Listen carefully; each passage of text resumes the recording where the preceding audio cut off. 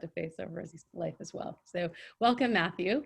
It's an honor to be here. Thanks so much for joining us from Minnesota.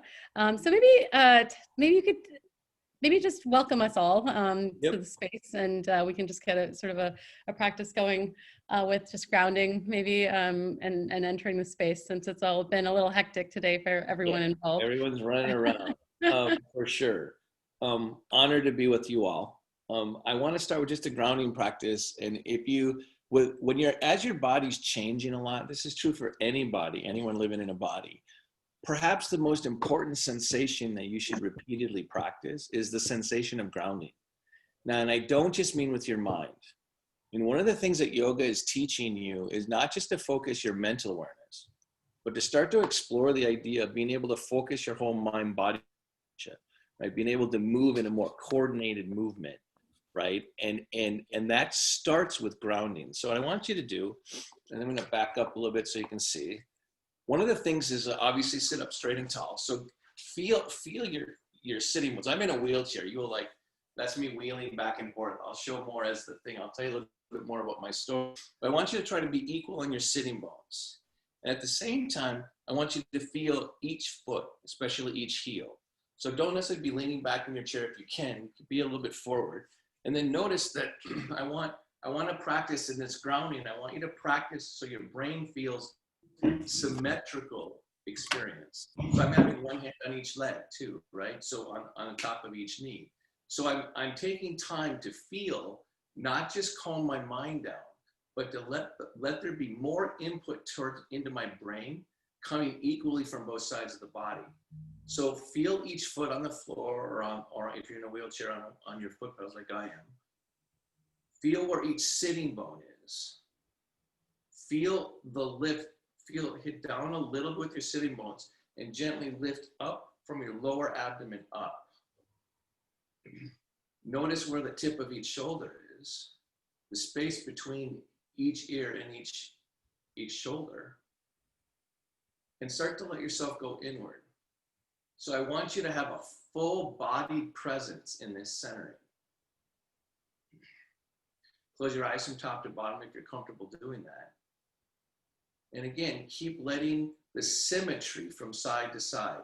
So as you sit here and are quiet for a little bit, you're doing so with a more active, vibrant sensation through your whole body. Notice the breath into each nostril, into each lung. Keep your consciousness in each sitting bone and the bottom of each foot. The sensation of allowing is really important in yoga. So allow and open to equalness in your body, but also a balance between what's inside of you and what's outside of you. You have two parts of your nervous system, one that's more interoceptive and one that's more proprioceptive, and you want to learn to balance both. Soften each temple, each jaw, the inside of your mouth. Keep your lips together and your teeth slightly apart, but keep a lift up, a rising up through the chest as you allow your presence to stay grounded.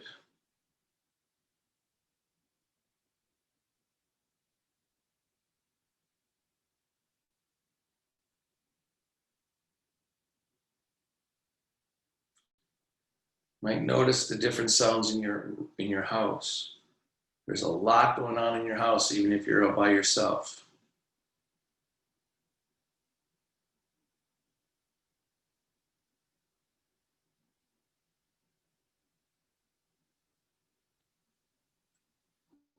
Good.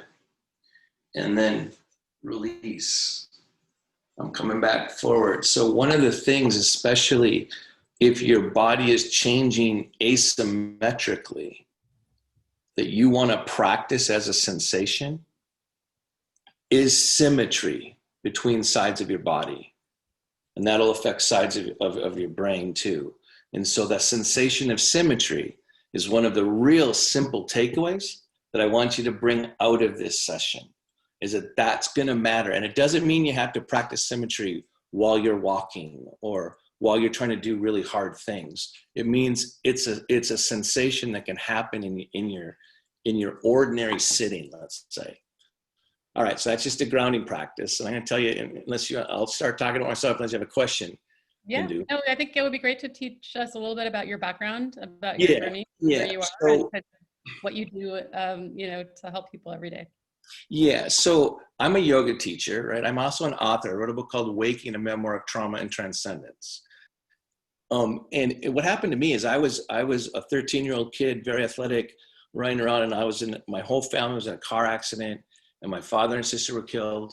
And I went through, and my mother and brother were not physically injured, but I went through a shredder. I broke my neck at C1, which didn't kill me, thank goodness. If that had broken badly, I wouldn't have been able to breathe.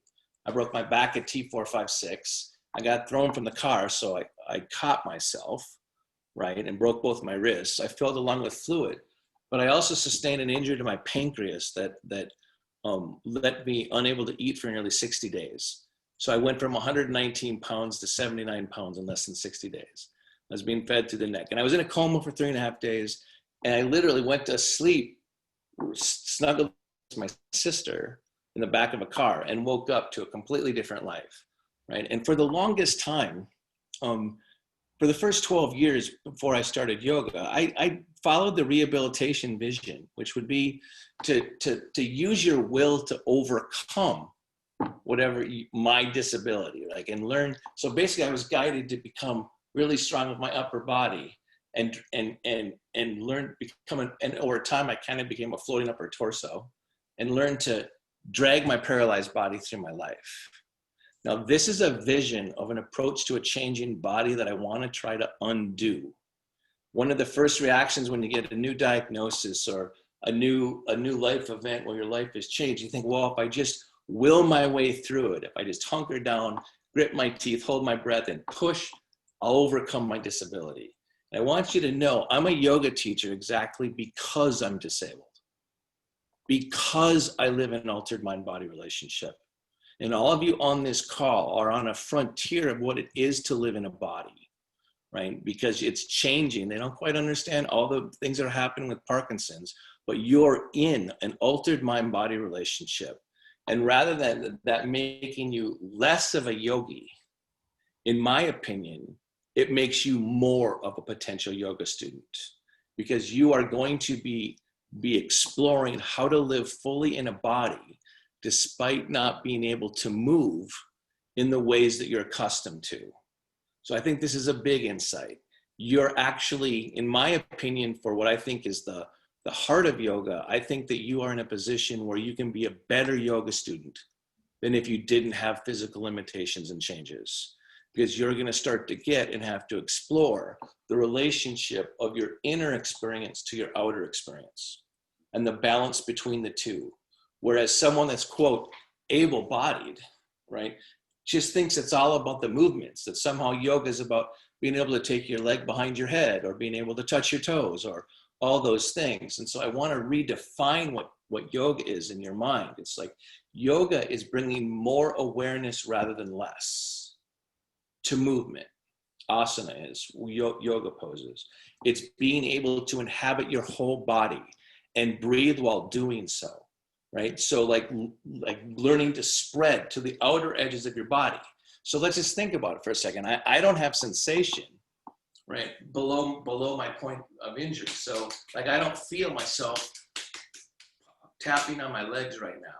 Does that mean I don't have access to my whole mind-body relationship because my spinal cord was severed? The answer is no, I do.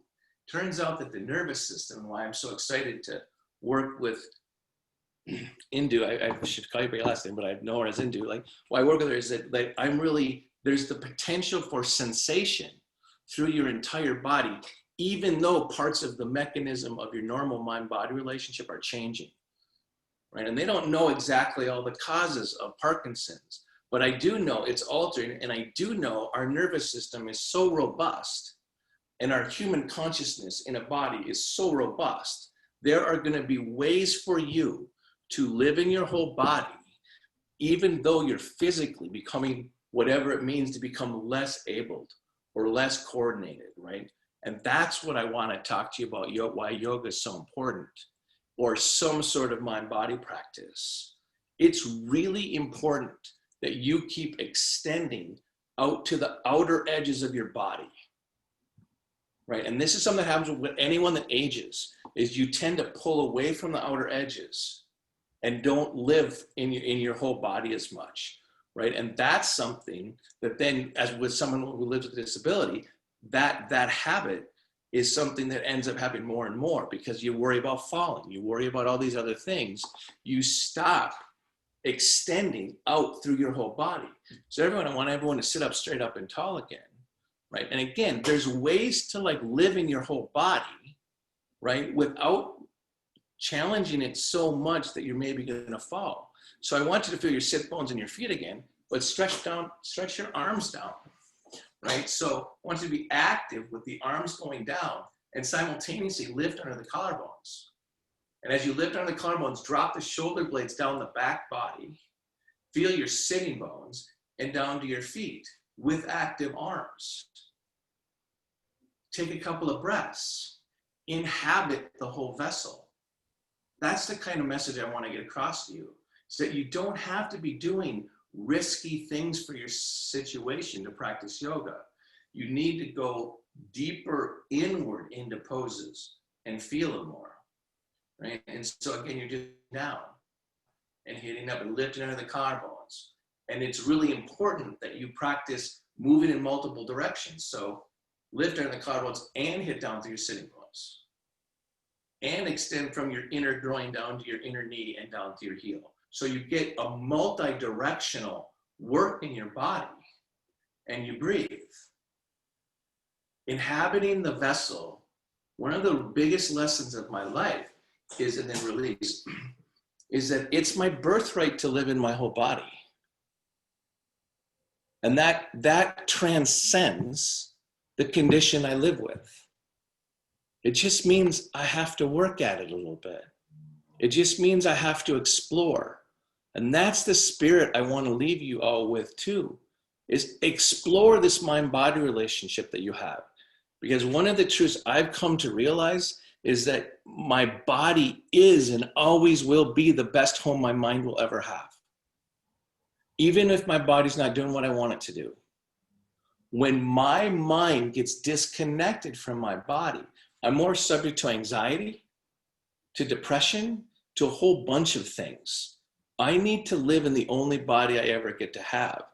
And I know it's really hard when you have your life, your mind-body relationship changing due to the condition you're living with. And it's easy to think that your body's let you down.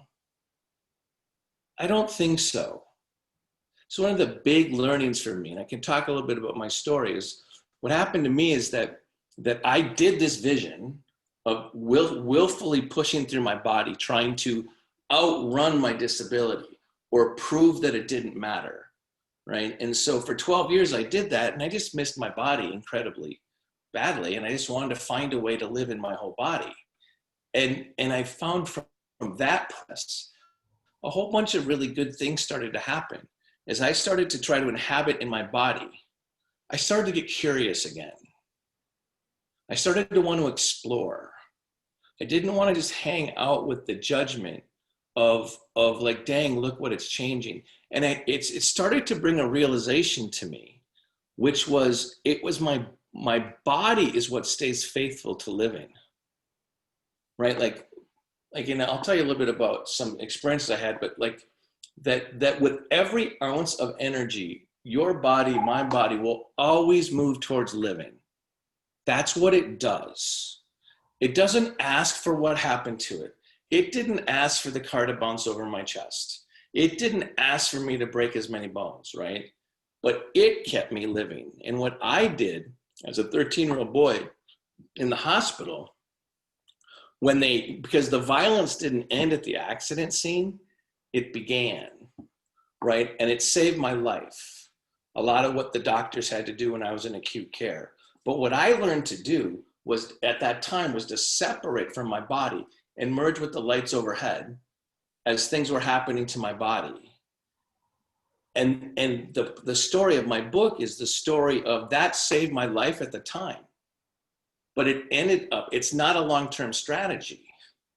And what I want to get across to you is that even while your body's changing and being frustrating, the best long-term strategy you have is to try to live in your body as deeply and as profoundly as you can. And there's going to be a lot of benefits that come from that. It doesn't mean if I think I'm doing yoga because I'm going to try to reverse my paralysis, that somehow yoga is going to make me be able to walk and do all the things. That's not going to sustain me. I do yoga and I have a mind-body practice because I want to inhabit the only body I'm ever going to have. And I want to honor my body, even as it's changing, even as I'm frustrated, and we all know when you live with a condition, aren't some days better than others? Some days it just is really hard to live through your day. Other days are better, right? That's normal. It's not like I'm Joe Happy all the time. I'm not. Living with a disability, living with a chronic condition sucks, right? That's just the truth. But what I find is that when I live and can live more vibrantly through my whole body, right? That my world gets brighter. I get more connected. It's when you ever seen really happy people, do they go around like with their chest dropped and all scrunched down right? No, that's not what happy people do, right? The ability to expand in your mind-body relationship, to take up more space, even when you're more worried about your movements, this is crucial. This means that yoga can happen not just when you're trying to stand up, it should happen in your bed. It should happen in your chair. It should happen all over the place. And that's what I specialize in. I teach people from all over the world how to teach people that live with altered mind-body relationships. I try to show people that are living with certain conditions that actually the heart of yoga has nothing to do with whether you can stand up and take your feet 4 feet wide and your arms wide. It has something to do with more direct and more out. And that's the thing where I want you to, whether it's yoga or something else, I want you to inhabit your mind-body relationship. I want you to do that while breathing. Keep it simple. Keep it, it doesn't have to be super really complex. So let's do another yoga pose. So one of the core principles of yoga poses is that in order to raise up, some of you are working on being able to still stand, right? In order to go up, something has to go down. So the principle that we teach in our trainings is down to go up. Now, this simple idea is not simple at all when you have an altered mind-body relationship. But the principle of it, of being able to go up, is actually something that you can practice, and it is happening every time you try to stand up, right? So now I want you to, again, sit up straight and tall. And I want you to notice something. I want you to try to press down, and I know one side of your body might be working better than the other, but I want you to extend. Feel each sitting bone and try to extend awareness, not just a physical action, from your inner groin to your inner knee, and then down through your inner heel. But as you do, I want you to hit down through your sitting bones and lift up through your chest, right? So I want you to activate down through your legs in order to rise up through your core, okay? So just do that and take a breath. And if you have to breathe, if you can breathe through your nose, great. If it's through your mouth, that's fine. But now, your next inhalation, I want you to take your left arm up over your head. I don't care if it only comes up this far. I don't care if it's hard to do, right? Just do it. But now, as you stretch up, I want you to hit down through your sitting bones. And drop your shoulder blade down as you stretch your arm up. Take a couple of breaths. Good, and then release. Take your other arm up, hit down through your sitting bones, stretch up beyond your fingertips, drop your shoulder blades down and straighten your arms, feel your legs. Good, and then release. So another thing I want some of you to start practicing more is practicing being aware from one side of your body to the other. right? Because I know so you're asymmetrically having things being affected, right? So I want you to inhale and take your left arm up again, but I want you to be more aware of your right sitting bone and your right foot, right? So you're being aware on one side of your body as you stretch up through the opposite side. Good, and then take your arm down. So this idea, and then we're gonna do the same thing on the other side. We're gonna go up on one side and press down on the opposite side. So the right arm goes up. I'm more aware of my left hip and right down through my left inhale. So I'm practicing from side to side and then release. Hopefully you feel a little bit of that buzzing feeling from working. Breathe into the fatigue. Don't try to overwhelm, just take a couple of breaths into that fatigue. And so what I want you to get is that the principles of yoga, they don't discriminate. The things that make the yoga poses possible don't discriminate. Yoga poses do. So if I were to ask you to do headstand right now, if you were to ask me to do headstand, I can't do headstand. I can't go upside down on my head, right? That's okay. That's not the only thing that I need to be able to do. I need to understand how poses work from the inside to the out. I need to inhabit the vessel that I live in every day and see where it takes me. And I guarantee you, it's going to improve your strength, balance, and flexibility. But your body's going to keep changing. So it's new every day, right? And some days are going to be better than others. And so it's important for you to recognize that. Don't just think about your actions. I want to show you a way of moving in your body that can go with you through the whole course of your disease. Not just a whole bunch of actions that you can't get to anymore. Like if you were to tell me to stand up and do yoga, I would think I could never be a yoga student. If you were to show me how the poses work and how to activate, that's gonna carry through no matter what happens with me, right? And that's the level I want you to get. So I want to do one other thing. So there's one other principle, and then we'll go up for questions and stuff and start. I've got a lot of things to say, as you can kind of tell, right? Because this is what I do every day. I try to help people live in the body they have, regardless of what's happening to it, right? So there's down to go up, but then there's also in to go out, right? So a yoga pose is going to make you you're trying to balance from what's inside of you to what's outside. So I want you to sit up straight and tall and try to be more aware of the space in the center of your sternum. Well, actually, first, don't worry about that for a second. I just want you to sit up and just turn your head to the left. Like you're just like someone's calling, like not a big deal. Don't yet. Just like kind of notice when you just move your head, right? But now I want you to anchor it. I want you to have your chin in the center and be more aware of the center of your sternum, right? And now I want you, this first time, I want you to, like, as you turn your head to the right, I want you to stay steady in the center of your chest. So it's not just your chin that's moving, it's from here up. So you turn and notice the changes in your shoulder blades when you anchor here. And then come back to center. And then again, centering from the center of the chest, turn your head to the left. So it becomes much more connected. Good, and then come on back to center. Now, can you tell that when, instead of just turning your head to the side like you might normally do in the course of your normal day, when you anchor here, can you tell that you can feel your legs better? When you ground an action, you will feel your whole body better.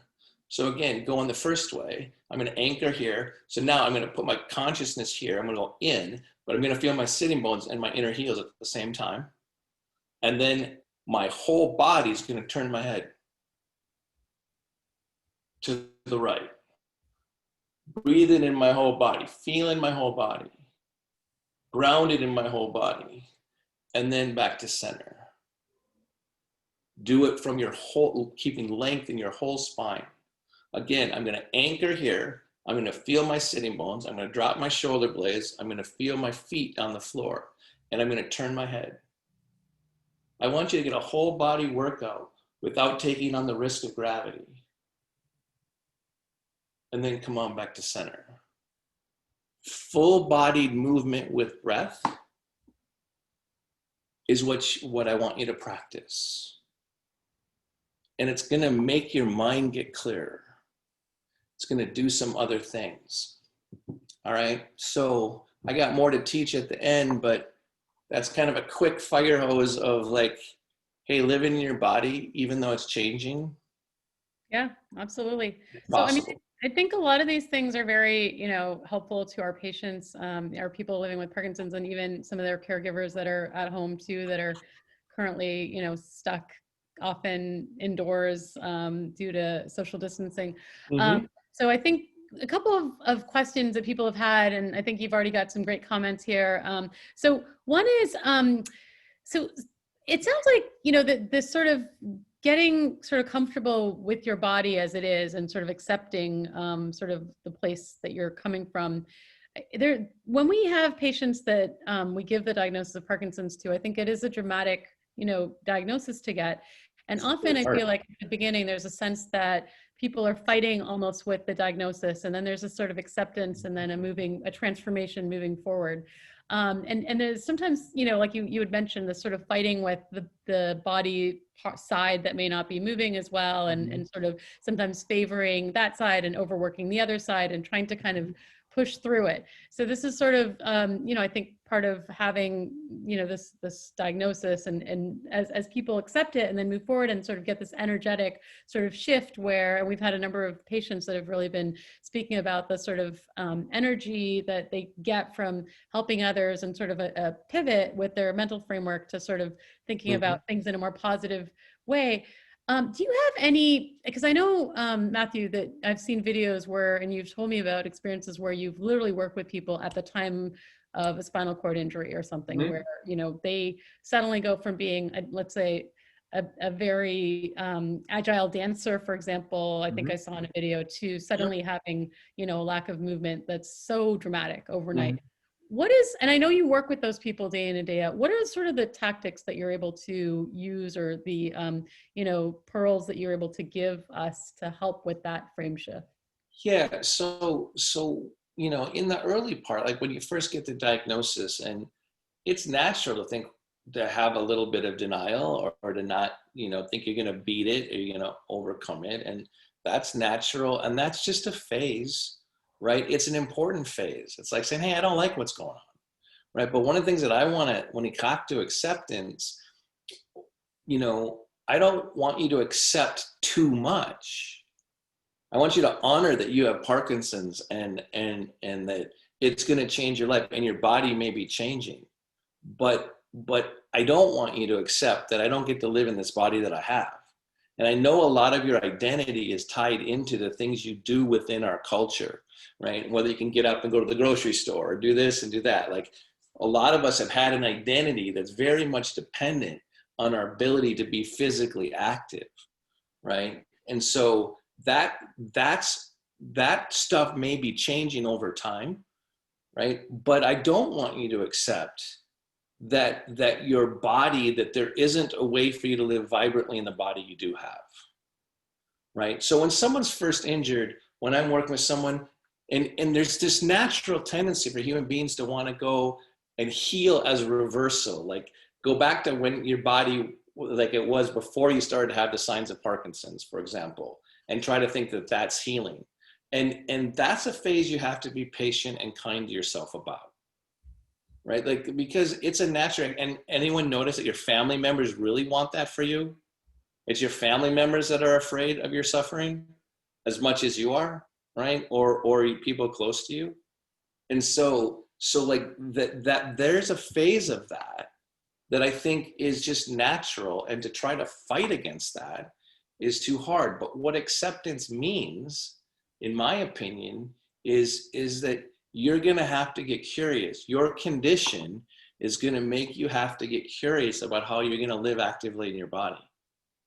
right? And so I think there's a strength in being able to accept the truth of your condition, right, and the situation you're living in on one level, and on another level saying, yeah, but I'm going to stay awake, and I'm going to stay active, and I'm going to do what I can do, and I'm going to live as vibrantly as I can as my body, because all of our bodies are changing, by the way.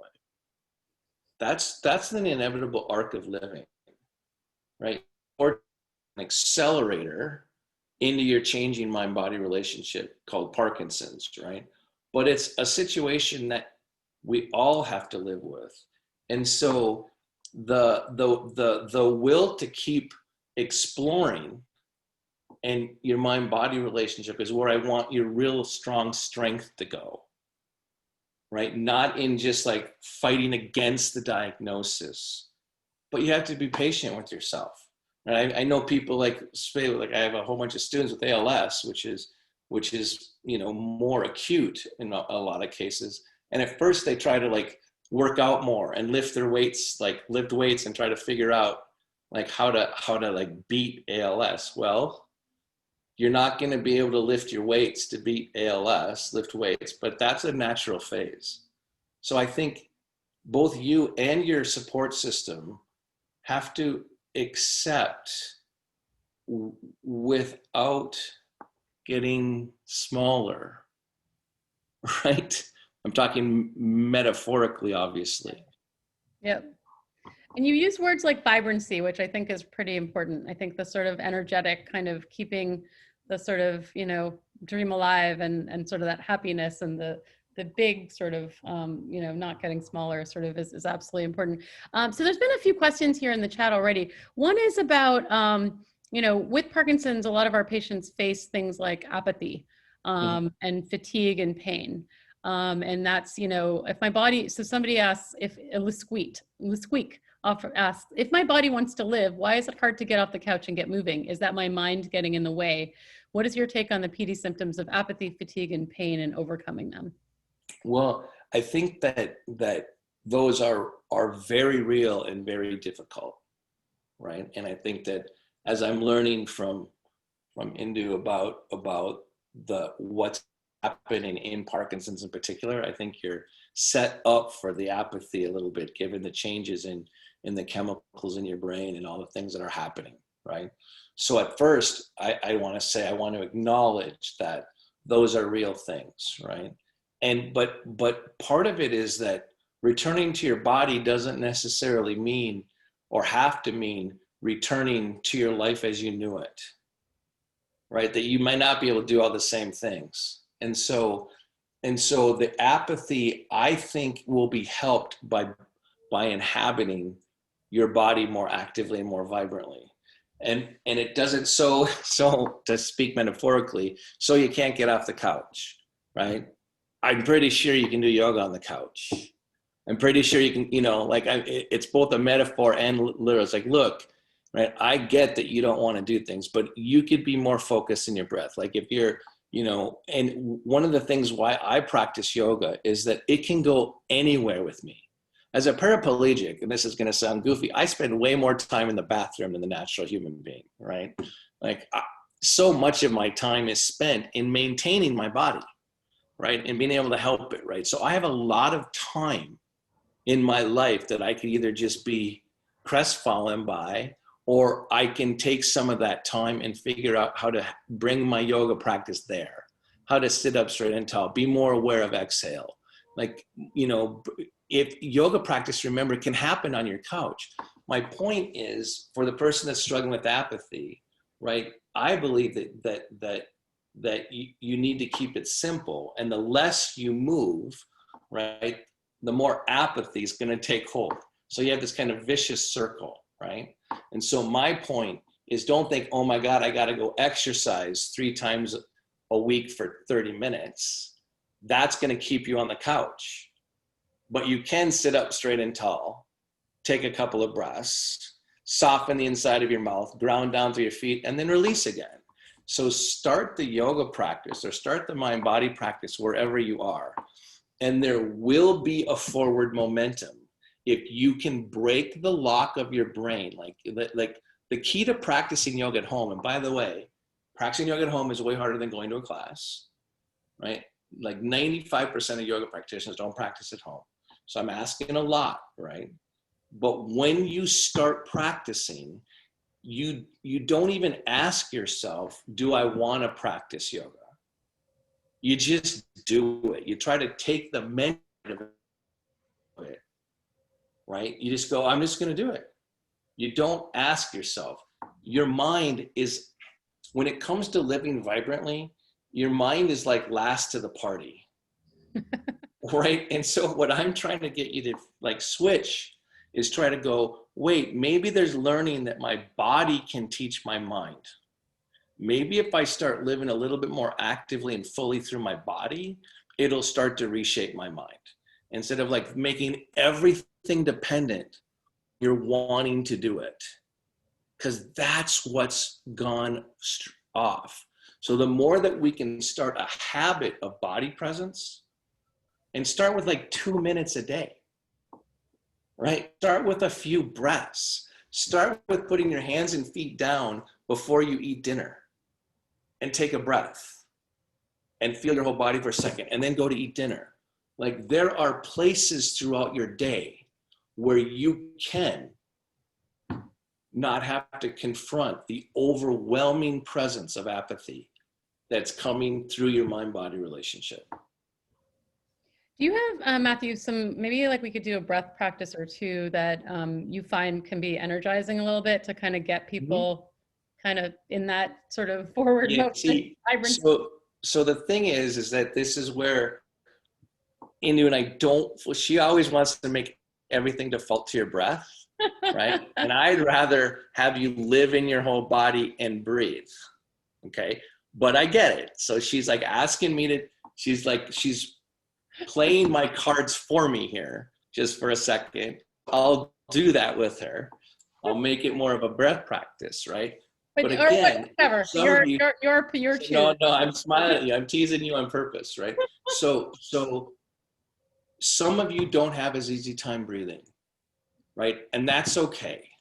That's what I want to acknowledge. Like, so a breath practice, like even for you, your breath practice could start by trying to breathe a few more times through your nose, or pay more attention to your exhale, right? Or notice, if you're having to breathe through your mouth, notice the sensations of breathing, where the expansion is. So the breath practice I want to like do right now is just notice your inhalation. Like, take a breath in, whether it's, if you do it through your nose, great. But just notice the expansion of your ribs. Like, let your inhalation nudge into your spine. So what I like to say about this practice is, if you think about what your rib cage is, think about it as the fingers of your spine, because your ribs come out of your spine. Think about your fingers of your spine are trying to caress your breath, right? So the intersection between your breath and your rib cage is the intersection between your spine and your breath. And most all of your life force is coming through your spine first, and your brain organizes it, right? So on these next few breaths, I want you just to notice the nudge of the inhalation into your rib cage. And as you take the inhale, notice how the awareness goes around your back body and goes right in.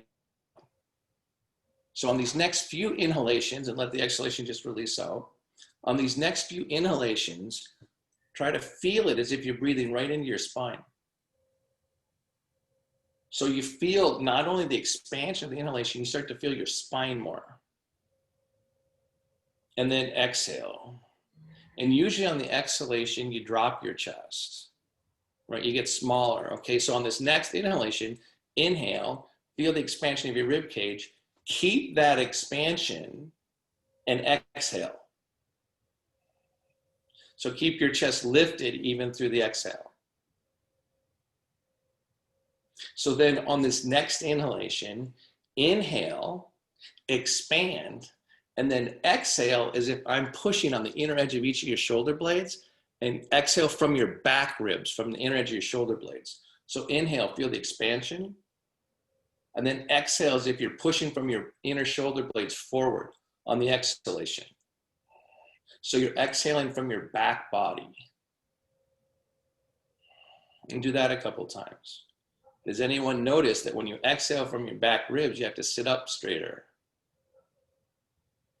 So the expansion on the inhalation, the exhalation from the back inner edge of each shoulder blade, and notice there's a slight movement of the abdomen back towards the spine.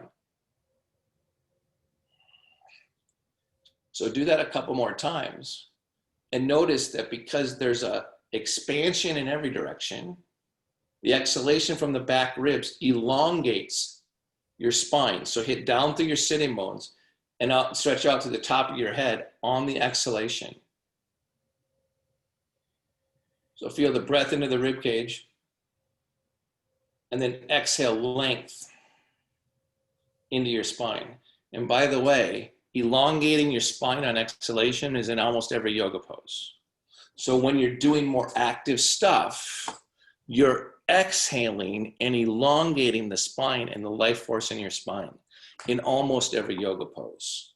So in this breath practice, you're kind of doing what's at the hub of the wheel of every pose. Is there's an expansion on inhalation and an elongation on exhalation. Now, this is exactly what we were doing when I said, inhale, take your arm up. I was having you expand and take your arm up, and then exhale and extend into some length, right? All right. Is that what you're hoping for? Very cool. So another question here. If there's a question about when medication sort of wears off, and sometimes actually that's accompanied by some anxiety. So people feel like they can't move quite as well. And with Parkinson's, you know, there's, as we talked about, there's a sort of fluctuation. So you were talked about day-to-day fluctuations, but a lot of our patients and the families that live with them, you know, are used to these sort of what they call on time where the pills are working well, and these sort of off times. And sometimes those off times when the pills aren't working well are unpredictable. So if somebody gets into that and they often get anxious, they often feel kind of tight. Could you kind of help maybe with one or two? Yeah. So my whatever you want. I won't even say breath work. No, I'm laughing. No, I'll follow your lead. It's good. Anything that you could think about. Yeah. So a couple different things. One of them is that there's already like research that your exhalation activates the parasympathetic nervous system a little bit more. So the calming part of your nervous system. So when you start feeling yourself agitated, be more aware of your exhale, right? So just as a habit, like, so when you're trying to calm down, it's metaphorical too. It's like, let go, whatever is agitating you, rising up in your head, let it go on exhalation. I want you to get better at letting go of mental content as you let go of your breath.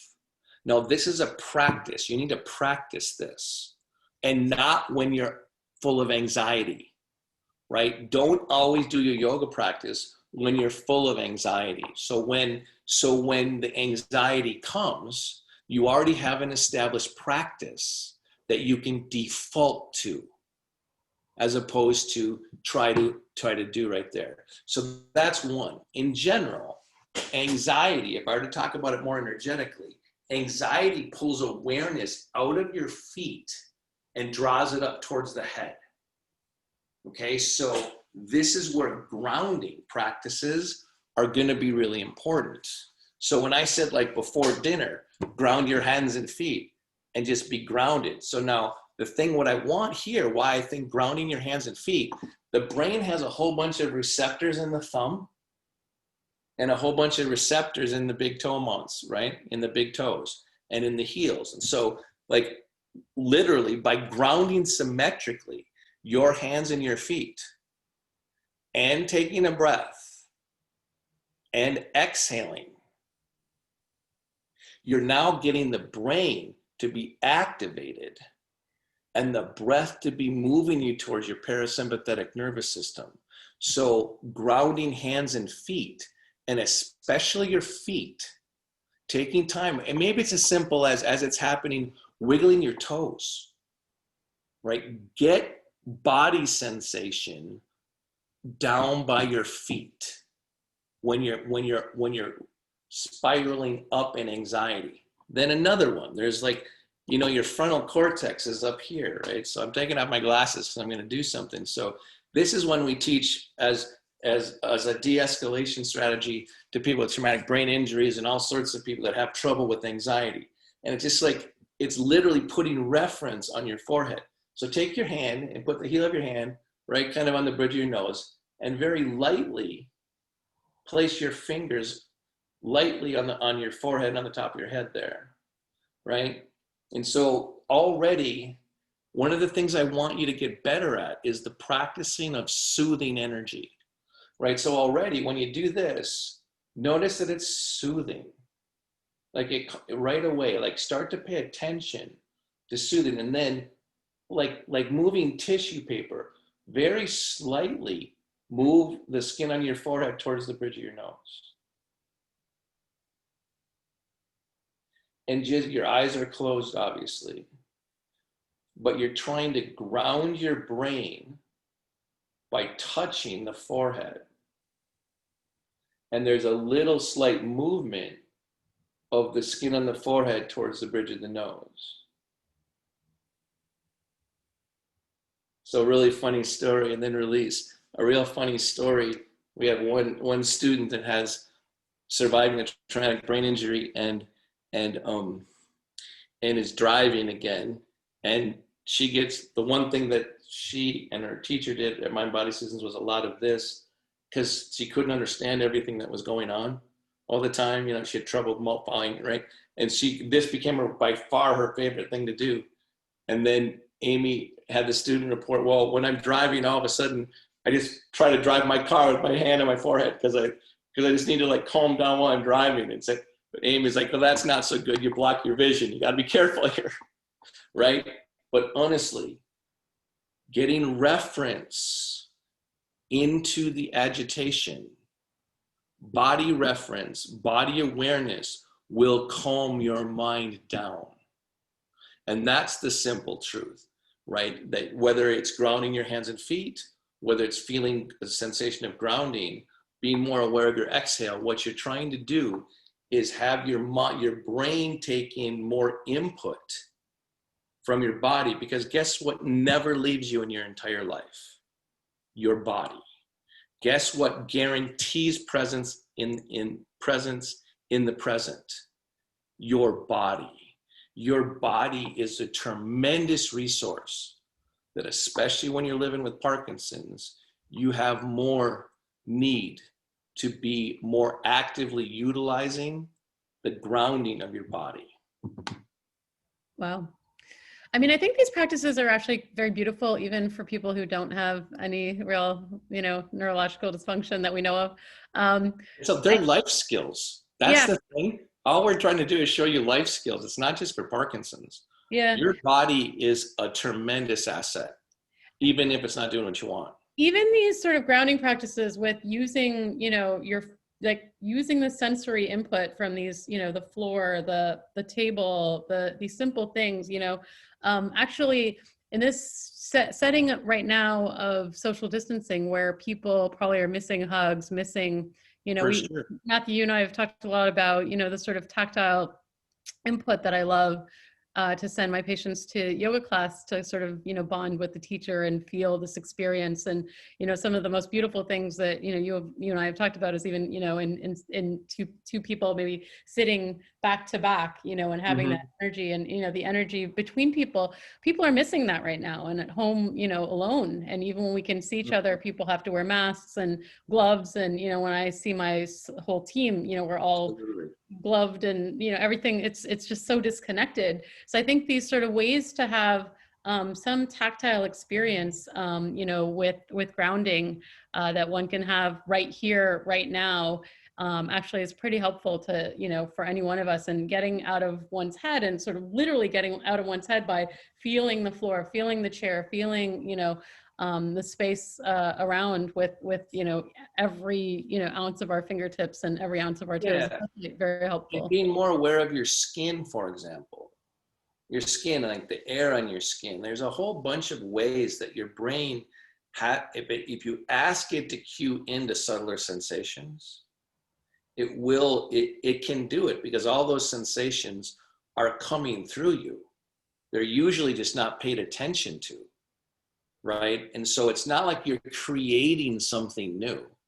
What you're trying to do is train your brain to listen to what's already there, right? And to not get caught in the thought that you're having. I do want to say some things about some things about how, it is a different world that we live in as we're isolated more, right? But I also want you to know that, like, there are different ways, to connect outwardly. Remember, one of the principles of yoga is to be able to connect what's inside to what's outside. And so there are some really, I hope all of you listen to music. Like, there's literally there's a sensual experience that something's coming from the outside and touching you. And then even if you move just a little bit in rhythm is also a really good thing to exercise your brain with. So if you're sitting on the couch and having the apathy of not being able to get off your couch, move around a little bit. The more you stay static, the more your mind's going to be prone to anxiety, right? Getting input, getting rhythm, moving around a little bit, letting there be music, singing out loud, like join in and sing with the song you're listening to. There's research for people with trauma that singing in a choir really helps. Well, you can sing along with whatever's going on. And that's also really good for your breath, right? When you sing, the other thing I'm going to tell you is figure out how to laugh. Laugh is a really good use of air, right? And so there are things that we need to do to connect more in the spaces we're living in. I also want you to get better at living in the house you have. Doing yoga with, I'm leaning on a table here, reaching over for a chair here, putting your hands on the counter, putting it on the table. Like, literally realize that you can use the support of the room around you, right? That's part of what can become your yoga practice. Like, I want you all to study the sensation of support, right? Because where you're not getting the hugs right now, and I get that, and it's lonely, but you can create reference. I mean, if you think about a little kid when he's hurt and runs to his mom, it's not that he needs sympathy, he needs boundary again, right? The boundary of the mother's hug. You can find boundaries different ways. You can connect. And the thing is we have to take these things really seriously now because of being more socially isolated. This is beautiful. So there's a lot of things in the chat. One is about your interview with Krista Tippett. People are referencing you and a lot of your offerings. People are asking about your, how they can start with this. They're kind of sold on the taste that you've given them here. How can they move forward, after this to, maybe bring in some more? Yeah, our nonprofit Mind Body Solutions, since COVID started, gives all of our online classes away for free, right? So go to mindbodysolutions.org and sign up we offer, like, right now, a whole handful, like 6 or 7 classes online. I teach every Monday at 10 o'clock. I live in the central time zone, but come to our classes.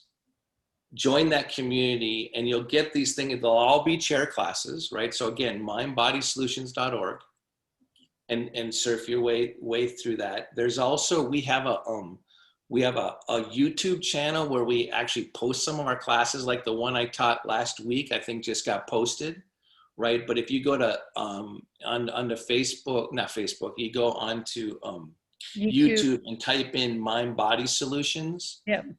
And you'll find what's called the Hub. And the Hub has got dropped classes that you can watch, right?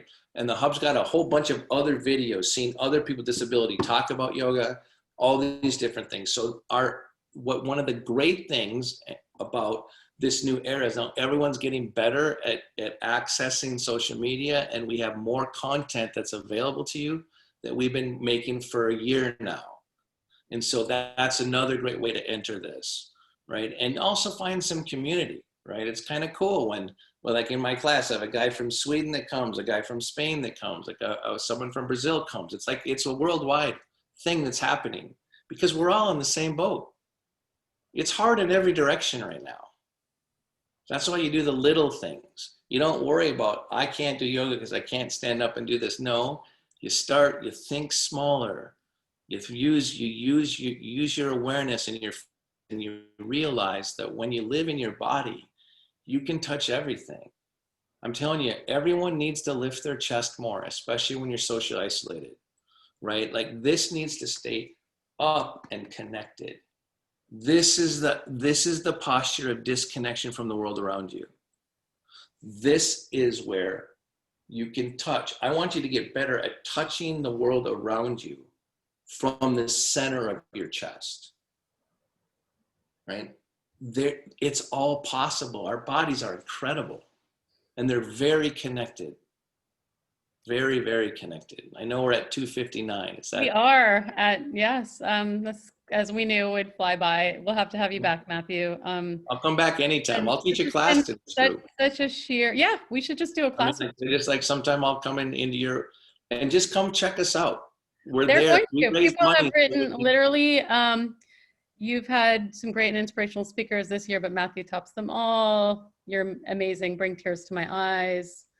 Somebody else wrote, wow, we'll do also buying your book. I'm ready to change my life, sir. Thank you, is what somebody else wrote. Well, listen to the best interview I ever did was the one with Krista Tippett. So if you want to go to the onbeing.org, I did it in 2008, 2007. So, but it's called The Body's Grace. And that's what I want to get to, you guys. You know, your body's changing, but there's still an inner grace to it. There's still hope in it. Well, I'm going to watch that and maybe we can do a part 2 because I think that you have so much to share, Matthew. I just am so grateful to the whatever connected us, the world, the energy, the spiritual universe that has connected us, and feel so lucky to have you as honestly my current main guru, I guess, in some ways, to guide me through this. This adaptive yoga insight can only be shared, so I'd love to share with you. Okay, this is amazing. Well, thank you so much. I really, somebody's showing the Krista Tippett, maybe we just put up, I'm not too sure what just happened there, but yeah, so we will have everyone start at least getting tastes, and then we will have a follow-up with you, and hopefully Amy as well will be on soon. I'm gonna be talking to her. Mind Body Solutions will blow your mind, folks. Just look at them. They're doing some amazing work with the VA. Luckily, we have them helping. I did a training with some recreational therapists at the VA who are learning this, and somebody asked about amputees. They're working with amputees. I was in a group class with people who work with amputees, a group class with some people who work with blind students, traumatic brain injured students, paralyzed, just mind blowing the work that you guys are doing. So I think, as you mentioned, there is hope, there's grace, there's beauty around us, and we just have to connect, right? We have to kind of get that life force that is definitely in there within each of us, and find a way to connect with each other and share the beauty. So thanks so much, Matthew. This is just the beginning of this conversation, and many more. So we'll see you later. And everybody, to you guys to wave us out. Thank you. Everybody, I'm sure, is leaving today very refreshed and energized. So thank you, Matthew. Thank you, Dr. Subramanian. And everyone, have a great rest of your Monday now. Thank you. Hey, everybody. Bye, guys. Thank you. Bye.